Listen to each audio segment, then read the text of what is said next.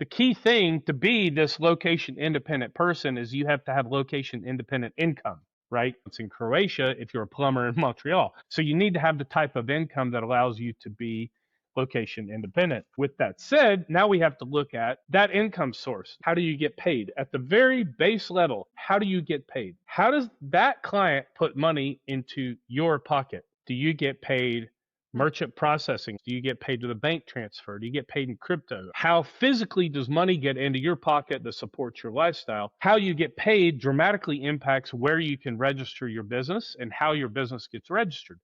Hi, I'm Mickelle Weber, founder of House of Peregrine. This show is for life abroad and those crafting their life story with intention. I bring you conversations about international finances, meaning making, relationships, and parenting. I bring on the experts to help you on your journey so that you can connect more deeply with yourself, the people around you, and the place you currently call home. Find out more at houseofperegrine.com, where you can find exclusive guides, products, software, and a community that's waiting to welcome you. Welcome to House of Peregrine. Freedom isn't just location, it's structure, and today's guest knows the difference. Today we're joined by Bobby Casey, founder of businessanywhere.io, built to help entrepreneurs start and run companies seamlessly wherever in the world they happen to land. Bobby brings a rare blend of lived experience and hard-earned clarity. Having lived in 10 countries, he understands the quiet friction points of international life, the paperwork, the timelines, the compliance, the moments where one missed deadline becomes an expensive detour. He's been building businesses since he was 19, across industries from real estate and restaurants to consulting, and that long view has shaped a philosophy that's both global and grounded. businessanywhere.io was created to remove the administrative drag, especially around ongoing filings and renewals, so founders can travel lighter, operate smarter, and focus on what they're here to build. Bobby is known for being direct, practical, and refreshingly unsentimental about systems. So today we're going to talk about what it really takes to structure life and business across borders with less risk and more ease. Welcome, Bobby. Thank you so much for joining us on the House of Peregrine podcast. I'm really excited to talk to you today. Hey, thanks for having me. I really appreciate the opportunity to join you and speak to your audience. Awesome. So I want to start out by telling people 10 countries is a lot of countries. That's an amazing amount. Can you just tell me quickly what it is that you're up to and maybe the first country you landed in? Okay, sure. So I've always been entrepreneurial and adventurous. I've always liked to travel a lot. I mean, I think the travel bug hit me pretty hard when I was 12 years old. And I had a social studies teacher in high school who really talked about how travel is important, experiencing different cultures, different languages, different people, and that sort of thing. And she organized a European trip over our spring break when I was, I guess, 12 years old. That would have been what, sixth grade, seventh grade, something like that. And it just hit me hard. Like, I'm like, this is kind of what I want. And so, I continued. I had a few different businesses. I'm originally from North Carolina and normal stuff. I had a business, worked locally. I actually, my first, or technically, I guess my third real business, we did actually spread across the US. We covered about, we were a service company. We covered about 2/3 of the zip codes. So I was traveling a lot in the US, but not too much travel internationally because I was so busy with work. And I ran that company for 12 or 13 years and decided to sell it. And I decided at that point, I just kind of reevaluated my life, what I wanted to do in business, what I wanted to do, like lifestyle, where I wanted to live, that sort of thing. And I thought, let's move abroad. So at the time, I was married, had 3 kids, and we said, look, I'm working online now. I was doing some trading, doing some consulting online. We've got the freedom, so let's give it a shot. And I moved with the family. We moved to Estonia, just kind of on a whim. This was back in 2009, I guess, and we just moved to Estonia on a whim. And to be honest, probably 2 years before that, I don't think I even had heard of Estonia, but I have an undergraduate degree in Russian language, and I thought it would be interesting to go to a place where I could practice speaking more Russian, which, sidebar, I learned really quickly living in Estonia is a terrible place to practice speaking Russian because Estonians do not want to speak to you in Russian, especially if you speak English. But yeah, just moved on a whim, went there. Initially, it was supposed to be 6 months. We extended it to a year. Decided we liked living abroad, but we still had our house and cars and stuff in North Carolina. moved back to North Carolina just to kind of prepare everything and sell everything. And then a few months later, we moved to Latvia in 2011. From there, it just kind of expanded, started traveling a lot in Europe, just to, we're close, short, quick, easy flights, traveling a lot, and just kind of spread from there. And then I just kind of lived in a lot of different places over the past, 17 years. So funny story. I remember I bought a house in 2004 in North Carolina. Had a beautiful house in a beautiful neighborhood at the end of a cul-de-sac in the countryside. Big 5-bedroom house, huge garage. I had a lot of motorcycles, stuff like that. And I remember telling my kids at that point, I'm never leaving this house. I will never ever move. When I die, just bury me in the backyard. Like I'm never ever ever leaving this house. And so, you know, the whole thing with never Never, evers, when you never. say, yeah, exactly. That's my whole thing now with never evers. If you say I'm never ever doing something, something in your brain says, wait a second, maybe I should think more about that thing. And, then you end up doing it. So, yeah, since then, I've lived in, I guess, 10 different countries. I've legally immigrated, like actually gone through the process to get residency in, I think, 6 or 7 countries. And I've traveled to probably, I don't know, around 80 or so countries, just traveling around. It's amazing.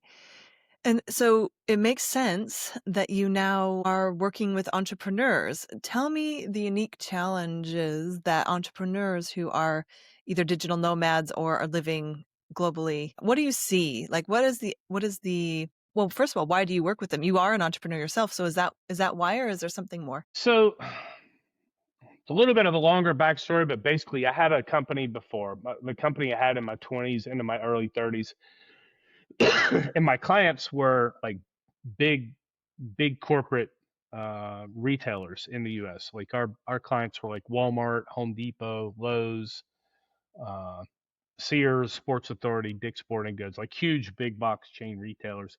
And I realized, actually, one of the things I realized running that company is I hated it.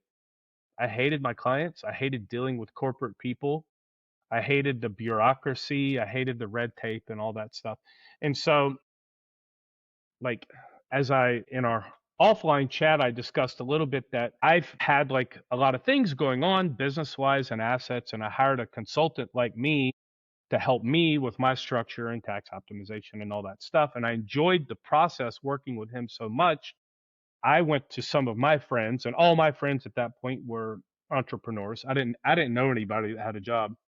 And I went to my entrepreneur friends and said, hey, why don't we help you do the same thing I did? And then I worked together with the guy I hired to help them. And that was kind of the beginning of my consulting process, helping clients, with their asset protection and tax optimization and international strategies. And it just kind of evolved from there. And so then I became more and more international in my perspective, which means then I knew more and more people that were international in their perspective. And it just kind of evolved over time. But the challenges are complicated, really. Like for a big multinational company doing business in multiple countries, I mean, it's challenging too, but you have big firms that deal with that. You have like PwC and Anderson and the big, consulting firms that deal with that. But if you're a small business owner, maybe you're a Canadian with an e-commerce business selling in North America and you live in Thailand and your business does $1 million or $2 million a year in revenue, you can't go to like PwC. They're kind of out of reach for that small business person to go to them. And there wasn't really anybody helping the small business people on like deal with international and cross country issues because it was such a small niche. Like if you look back, I think it was around 2005 was when Skype was invented. Well, prior to 2005, it was difficult to be a digital nomad, right? I mean, it was very difficult because if you had clients, you could easily have $1,000 or $2,000 phone bill when you're talking to your clients, right? And then Skype came along and opened up channels of communication and allowed you to talk to your clients like cheaply or in many cases completely free. And it just kind of opened up a world of opportunity of communication for small business owners to do those things in a really efficient way. And then, of course, we had around that same time, we had Tim Ferriss's book, 4 Hour Work Week, that came out, and everybody in this space read it and thought, I'm going to go like work remotely and travel the world. That's kind of when I was kind of a digital nomad in the early 2000s, and so it hasn't been that long, is your point, that people could do this, and so Right, policy, tax laws, tax firms are still springing up or non-existent in the niches that need them. right. Exactly. Because it's only the past 20 years or so has this really been kind of a thing where, like, if you go back into the 90s, nobody talked about how, hey, I'm going to go live in Thailand for 2 months and work remotely, and then I'm going to go live in Mexico for 3 months and work remotely. No, like, nobody talked about that because it didn't really exist. I mean, not completely. I mean, maybe in a very minimal way it existed, but we didn't have the technology tools to make it so easy like it is now. Yep, But now that it's so yep. easy, you got so many people that want to live that way, but now you have a lot of different complications with the friction of being between countries. You have conflict of laws situations. Using my example, you're a Canadian with an e-commerce business selling in North America, living in Thailand. What do you do? You're Canadian? Do you register your company in Canada? Do you leave Canada? Do you maintain tax residency in Canada? Do you register your business in the US because you're selling in North America? Do you register it in Thailand because you're living in Thailand? Do you register it somewhere else? You know, how do you file your taxes? Where do you pay your taxes? Like, where do you even do your banking? How do you do payment processing? And these are complex issues that small business people don't really have, like, they can't go to that PwC to get these things sorted out because they don't, they're not doing $1 billion a year in revenue, like a Google or an Amazon or something like that. They don't have the resources for that. So a lot of the complications I see are just, how do I do this? And what I found is the vast majority of people in this space, they do what they know. So you're Canadian with a business in North America, living in Thailand. The only thing you really know is Canada. So what most people do in this space is they register a Canadian company and they maintain tax residency in Canada, and they just kind of go with that. And it works. It's not that that doesn't work, but there are much better solutions than that, but it is a doable thing. Yeah.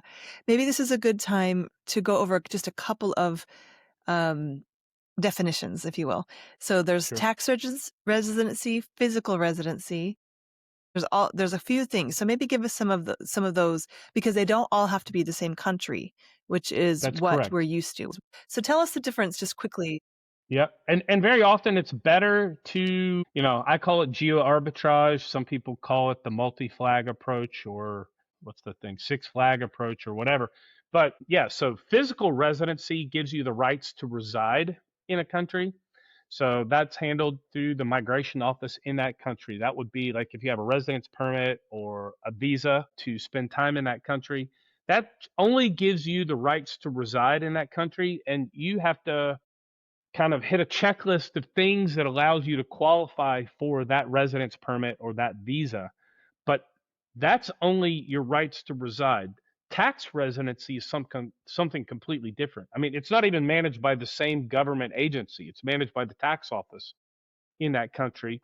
And you can become a like, there's a lot of examples here, but like in the US, for example, you can be a tax resident without having any legal residency, like without having a green card or any, like an E2 visa or anything like that. You can be a tax resident without having any legal rights to reside in the country. The flip side, you can also have legal rights to reside in the country, like an E2 visa, for example, without actually having tax residency. Basically, a lot of countries are like that. There can be some overlap between tax residency and physical residency, but not always. The example I like to give is Portugal. So Portugal, if you have, it depends on the type of visa you have. Depends on if you have overlap. So if you have, what is it, the D7 in Portugal, if you're residing in Portugal on a D7 visa, so that would be, a D7 is for somebody who's not a European Union national. So anyone from outside the EU, like anywhere, Canadian, American, Chinese, it doesn't matter. They can apply for a D7, giving them rights to reside in Portugal. However, a D7 visa has a minimum stay requirement in the country of 183 days, which by default makes you a tax resident in Portugal. So that's an example where that particular visa makes you a tax resident because of the requirements of that visa. However, a D8 visa, which is the digital nomad visa, does not make you a tax resident because there's not a minimum stay requirement for you to be in the country. You do have a minimum income, like a minimum income restriction to qualify for the D8, but it doesn't necessarily make you a tax resident because you can have a D8 visa in Portugal and not fulfill the things the tax office requires you to be considered a tax resident. There's a lot of different Got it. examples like that. And so that's a way like digital nomads kind of arbitrage between countries without they can have residency somewhere but not be a tax resident and stay out of the tax trap, and they can basically, I mean, it's niche and there could be some compromise, but it is possible for a digital nomad to have zero tax residency and pay no tax anywhere at the personal level. Yep. And to do that, you have to kind of be willing to count days, be strategic about where you're landing when. Do you Yeah, of help course. people with that? Like, yeah, We okay. do. And so, Yeah. yeah, so if someone came to you and said, I really want to live abroad. I really want to optimize. I don't have kids in school. I'm not settling somewhere. I love these climates or these countries. Do you help them come up with a plan to optimize for these sorts of things? We do. Yeah, we do. But we work kind of in reverse of that. So we kind of start at the reverse side of that because, and I'll reference back to the 4 Hour Work Week book that's like 20 years old now. The key thing to be this location independent person is you have to have location independent income, right? Mhm. If you're a plumber in Montreal, Canada, well, that's not really location independent income, right? Like it's not practical for you to go live 3 months in Thailand and 6 months in Mexico and 2 months in Croatia if you're a plumber in Montreal. So you need to have the type of income that allows you to be location independent. So with that said, now we have to look at that income source. Number one, how do you get paid? At the very base level, how do you get paid? Meaning, how does that client put money into your pocket? Do you get paid merchant processing, like credit card payments? Do you get paid with a bank transfer? Do you get paid in crypto? Are you paid in cash? How physically does money get into your pocket to support your lifestyle? From that point, we look at how you get paid dramatically impacts where you can register your business and how your business gets registered. So, for example, if you use Stripe to get paid, the first thing you need to do is you need to look on the Stripe website on their terms of service and see where they accept clients. So you need to know where you can register a company so that you can have Stripe. And basically nowadays with all your financial matters, payment processing, banking, and your company registration all need to be in the same country. So for example, let's say you want to open a Stripe account in, I don't know, the UK, and you want to register a company in Singapore with a bank account in Singapore. Well, you can't do that. You have to have everything fully aligned, right? So people say, oh, maybe I should register a company in like Belize because there's zero tax, but then I'll open a bank account in the US with a Stripe account. Well, you can't do that because the banks in the US won't open a bank account for a Belizean company. So you have to have kind of the financial piece aligned first. So to your point, do I work with clients to help them find that solution? Yes, but we got to look at how you get paid, where to register your company first. And a lot of people are like, well, I'm a freelancer. I don't need to have a company registered. Well, actually, in most cases, yes, you do, because if you don't, then most likely you're going to be subject to the taxation, your home country, because having, let's say you're Canadian and you say, I don't want to register a company. I'll just get paid into my Canadian bank account. That's going to be Canadian source income, which is going to kind of keep the CRA, the Canadian Revenue Authority, their hooks kind of attached to you. You're still going to be a tax resident in Canada in that way. So you would need to register a company in a tax optimized way so you're not being still connected to your home country. If, of course, you're trying to optimize for taxes. So yeah, it's a long process you've got to do. How you get paid, then we look at where do you register your company, your banking, your payment processing, and then we look at how that company is treated based on the nature of your income. Is it a virtual business? Do you sell software? Do you sell physical goods? Do you do events? There's a lot of different variables that go into the nature of the income itself. For example, you can register a company in the US. Let's say you're German with a software company and you're living in Mexico. Well, a US company might be perfect for you if you do a US LLC because it's a pass through and the entity itself doesn't physically operate in the US. And from a US perspective, you only pay tax on what they call US source income. So, like that example, German software company living in Mexico, a US LLC, like a Wyoming LLC, would be perfect because they would basically pay zero tax anywhere in a scenario like that. Yeah. But you have to look at each Yeah, individual cool. situation. Yeah. And so that's actually kind of the definition of being an entrepreneur in general is you're usually an exception. And when you're traveling or when you're moving abroad, it makes it even It more just adds more overhead, layers of more complexity. everything. Yeah. And there isn't really a roadmap. So for me, it feels like the Wild West of when you're getting advice or when you're even Googling, you can get 10 different answers to the same question. May all be right, depending on like some countries. But what are the big mistakes you see entrepreneurs making? So the first mistake is Googling that question because I've seen this so many times. I'm a little bit joking, just responding to you, but very often Yeah, of people course. will go on like a Facebook group or something like that, or they'll go on a forum or they'll ask their friends and they'll say, "Hey, I'm thinking about moving abroad. German, I've got a software business. I'm thinking about moving abroad and what's the best thing I should do to register my business and how and where or if I should pay taxes and I'm German software company living in Thailand, what should I do?" And so one of the biggest mistakes I see is asking that question kind of out to Google or ChatGPT or Perplexity or a Facebook forum or a Facebook group or something like that. And what's going to happen is, like you said, you can ask that question and get 10 different answers. It doesn't necessarily mean something is wrong, or maybe there is. Some of them could actually be completely wrong, Yeah.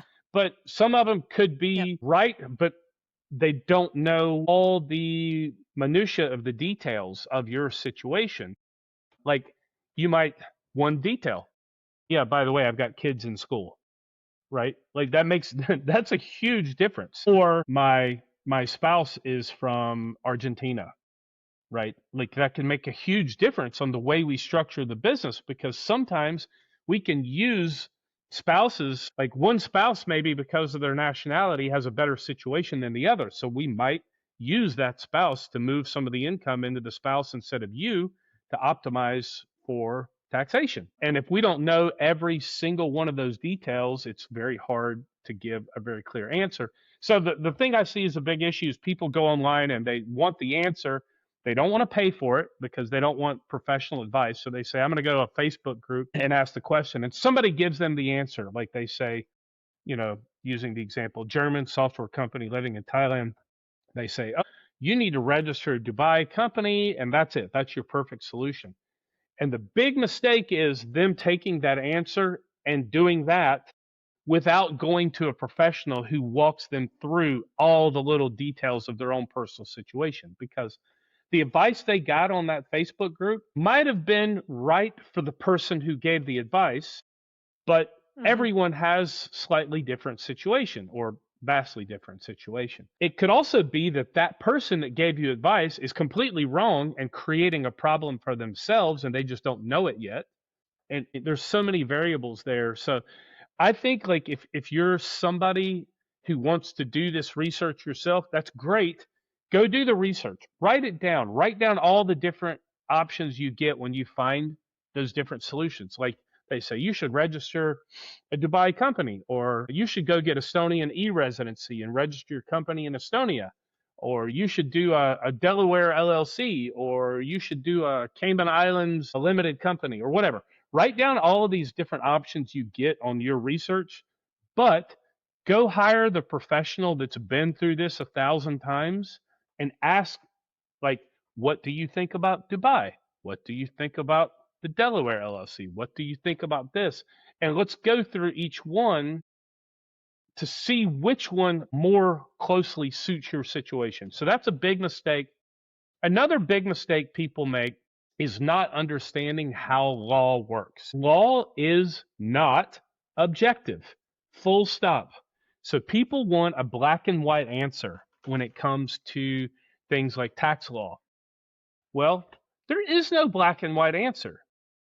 Get over it. Get used to it. It's funny too, because every time, like, I have clients in probably 100 countries, and the two nationalities that have the hardest time with that answer are Germans and Canadians. They just can't stand not having black and white answers. They can't do it. Their brains just don't function that way. It's just the way they're brought up. But you've got to understand the way law works. You don't get objective answers when it comes to law. Law literally is the subjective interpretation of laws, statutes, regulations, all these certain things. That's literally what law is a subjective interpretation of these things. And so everybody has a little bit different situation. You can't always get a black and white answer. And the more variables you input into that situation, less objective you can be. And like we talked about, if you have multiple countries involved, you're the German living in Thailand with a company selling all over the world, and you maybe register a company in, using that previous example, in the US or something like that. You just have 3 countries involved now: Germany, the US, Thailand. Yep. You just injected 3 different variables in there. And so there can be, and there will be, like, conflicts between the legal systems of 3 different countries. So the one thing people need to really understand is, on a gray scale, when I talk about doing things gray area, 0 being completely white, 10 being completely black. Obviously, you don't want to be completely black in your planning, but you're never going to get to 0 when you have all these variables in place. You're going to have to come to terms with some things being a little bit gray. Like, if you can be under like a 4 on the gray scale, you're doing really good, actually. Like a 3 or a 4, obviously I'm giving a measurement to something that's not exactly measurable, but the less complications you can get to, but you're still never getting to 0 when you have all these different variables in play.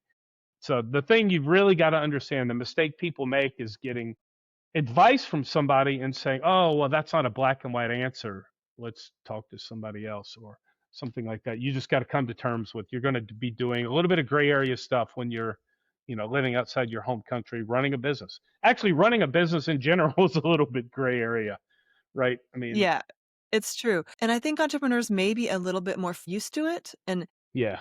I know when we moved here, my partner was part of a company, and he definitely was more comfortable with that gray area, not because you don't want to, but it's almost, and I had another interview with someone about visas, and they said it's actually almost impossible to be in compliance. People don't realize that.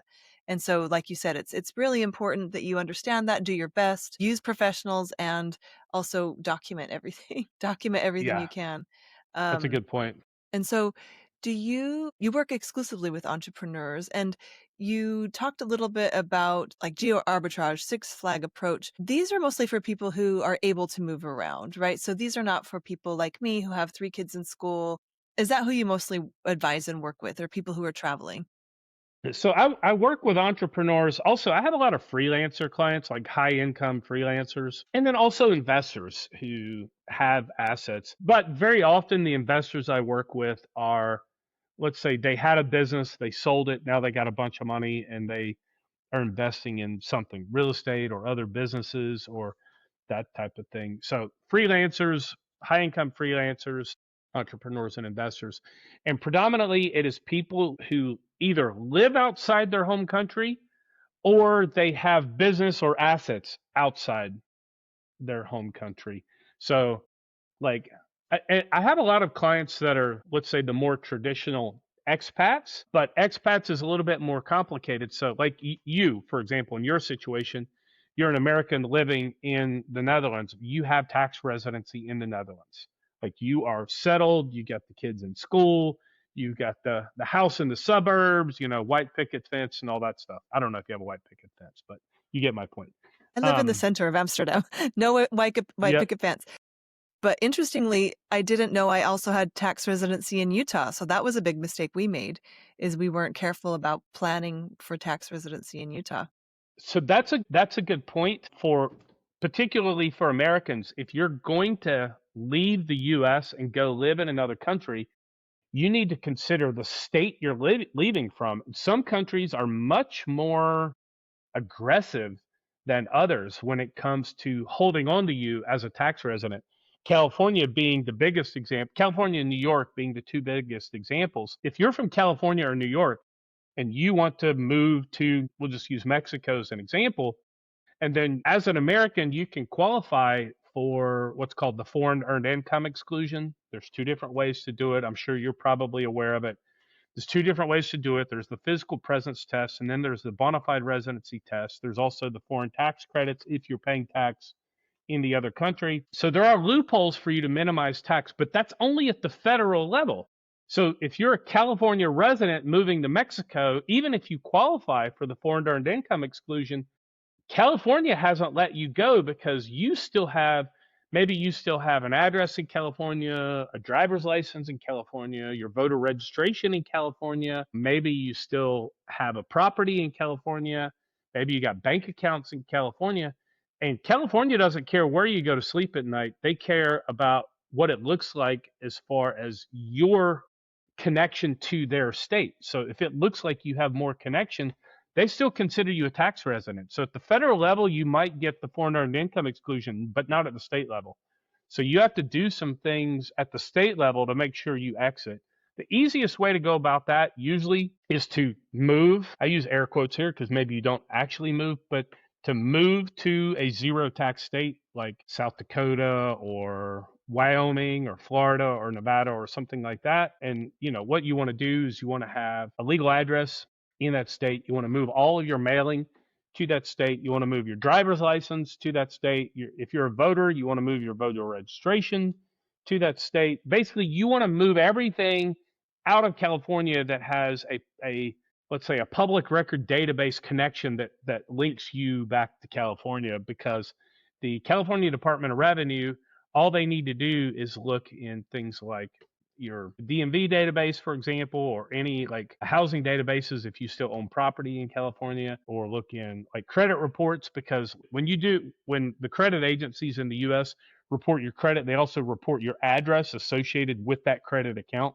So if you have a credit card with Chase and you got a California address, when they submit your update every month to the credit reporting agencies, that California address is going to populate in your credit report, and the California Department of Revenue can see that.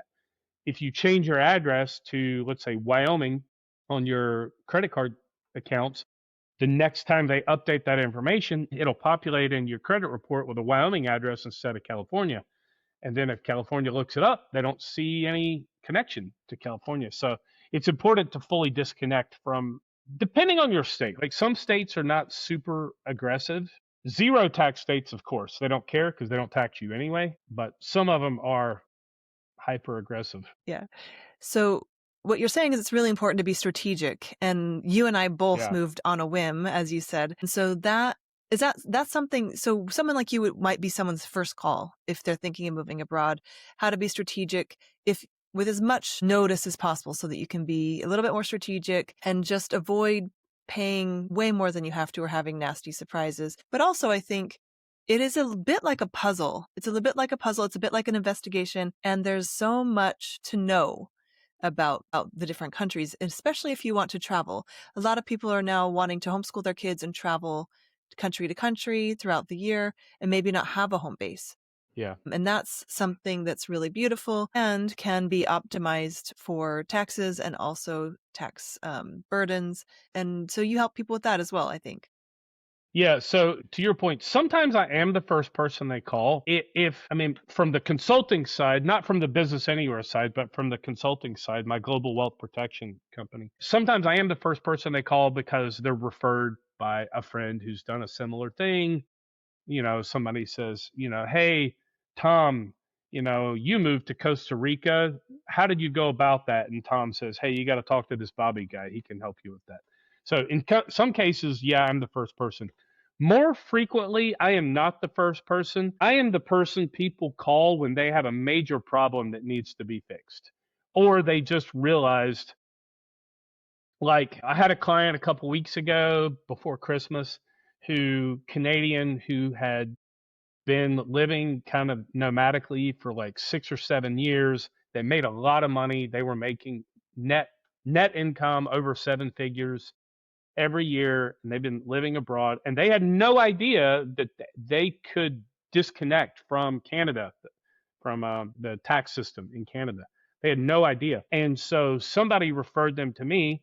They have a good sized business, 7 figure business, but their net was a low 7 figures and completely virtual business. And it was kind of a gut wrenching call to find out they'd been paying like mid 6 figures in tax for 7 years when they didn't need to. We're talking about Yeah. roughly $3 million they'd paid in tax. It was completely unnecessary if they had properly structured their Wow. business from day one. So if I would have been their first call, they would have saved about 3 million in tax over the course of that, whatever it was, 6 or 7 year period that they remained. So remember, I said a lot of times most people, they don't know what they're doing, so they just stay connected in their home country. They keep the company registered in the home country. They stay a tax resident there, and then they become nomadic because they don't know what they don't know.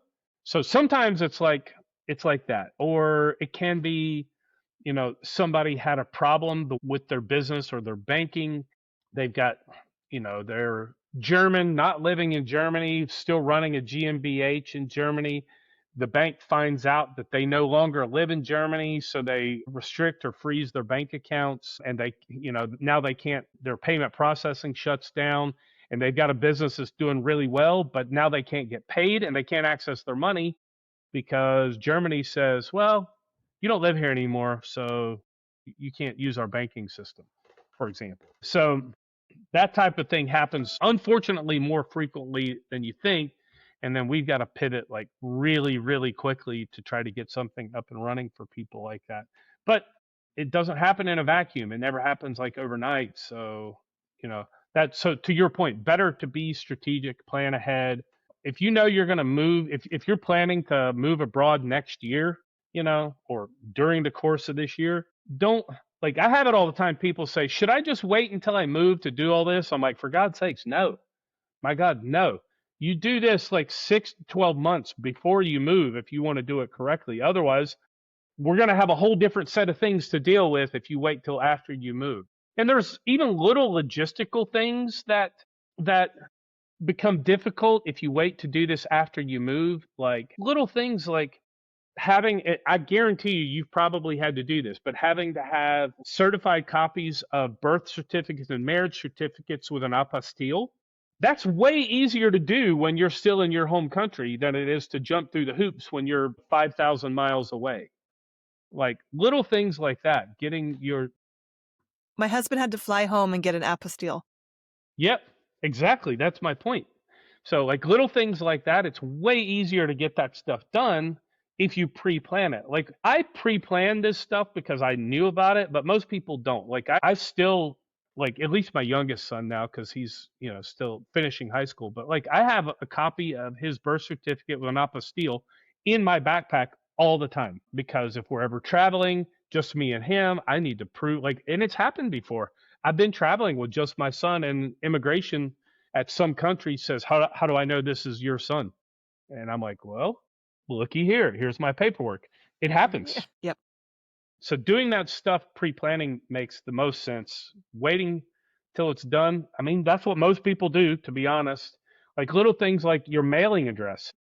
Like our company, Business Anywhere, like just a quick thing, basically we do US company formations and basically everything for a business startup in the US. But one of the other things we do, it's solely because of my own need, is we have a virtual mailbox product that allows you to have a legal address in the US to receive your mail, where we scan and upload your mail.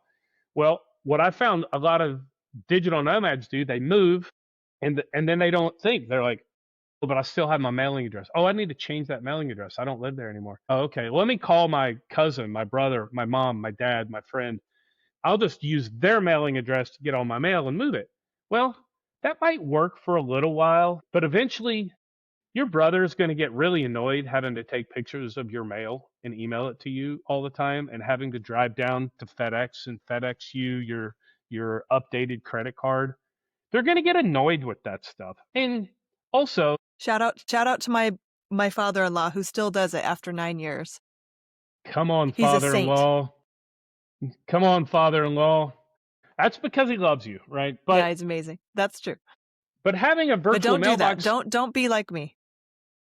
having a virtual mailbox, it just come on, it's like $20 a month, and you can download, you can see your mail online, you can have it forwarded to you anywhere in the world, and it gives you a consistent address that allows you to deal with things like banking and payment processing and like bank accounts and credit cards and all those things, cell phone bills, whatever. But a lot of people, they don't deal with those things until it's a thing. You're like, oh, I gotta do some of this stuff. I mean, to be honest, like when I first moved abroad, I didn't know about it. I didn't know what a virtual mailbox was. I used my friend's address, and then I realized like I was annoying him because I would call him up and say, "Hey, buddy, can you take a picture of all my mail?" And I could feel a little bit of friction. He's like, "Yeah, sure, whatever, I can do it."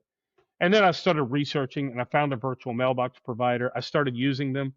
And then this was a long time ago. I started referring clients to them. And that was when I was in the process, like later I started Business Anywhere. And I thought, you know what? I'm just going to start my own virtual mailbox company because there's a lot of things I didn't like about them. So that's, I saw the need. I'm in that marketplace. I'm in this world. So that's kind of how it got going. Yeah, Yeah, very cool, Bobby. Once an entrepreneur, always an entrepreneur. That's the way it goes. I love that's what you're true. up to.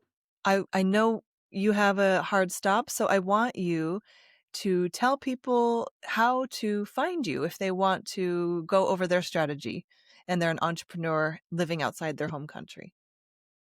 Sure. Well, the easiest way to get a hold of us is our website. It's businessanywhere.io. On that page, we have a contact page. You can actually go there, send us an email.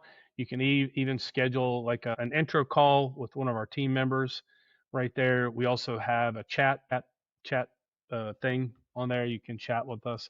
And that's for businessanywhere.io. That's our kind of our startup platform. I'll just mention it briefly, but my consulting website for people that are more like need more hands-on, like ongoing support for consulting. Most of my like entrepreneur clients, we do 4, 5, 6 consultations to help them get sorted. And then usually like a catch-up call once or twice a year if there's any changes. That website is globalwealthprotection.com. And any socials we should know about? Yeah, I'm on all of them. The easiest one, which you're gonna laugh when I say this, but I have a link tree. It's my handle on the link tree, which has connection to all of our socials. My handle on the link tree is Tax Jesus. Nice. It probably is true, actually, especially if people are coming to you when they're in trouble. No, well, thank you so much for joining us. I will put everything in the show notes, and I thank you for sharing all your perspectives today. I love what you're up to, and I really think that our community is going to really use your resources really well. So reach out to Bobby if you need Tax Jesus, and thank you everyone for joining us. Thank you, Bobby, for joining me today. I really enjoyed talking to you. Thanks for having me on. Take care. Okay, that's it for today. I hope you've enjoyed our show. For the latest insights on living internationally, join us at houseofperegrine.com to find out how you can connect with our community. Let's craft our life story with intention together.